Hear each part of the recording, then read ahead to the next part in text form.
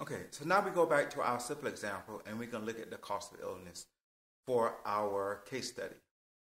So, the cost of illness of an intervention would show how an intervention would reduce the cost associated with an illness, a disease, or a condition.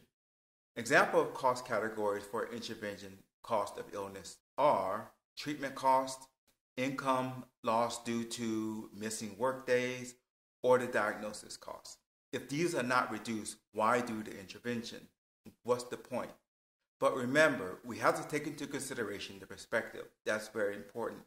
It determines the cost that should be included in your analyses. In our syphilis example, the clinic perspective does not include the cost of illness because the clinic doesn't normally pay for treatment, hospitalization, or diagnosis of symptomatic syphilis. So preventing cases would not reduce these costs for the clinic. However, if we take into consideration the patient perspective for this evaluation, or even the societal perspective, we would include them because the patient pays for these things normally. Avoiding them by early screening and treatment will actually reduce the cost to the patient.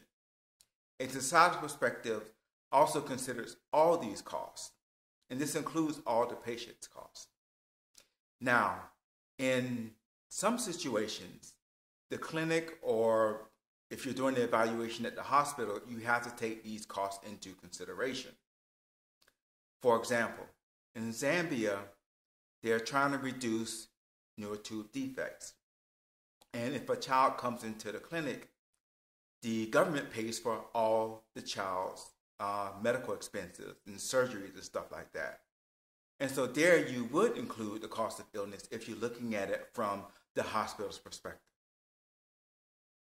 So, infant born with syphilis, and we look at it from their perspective, there are a number of different types of costs that we may have to include. And these are just some examples. So you could have inpatient and outpatient costs. And you have a number of different types of treatment or care related to that, such as the clinical care that's provided, the rehabilitation care, transportation costs, especially if we're looking at it from the patient's perspective.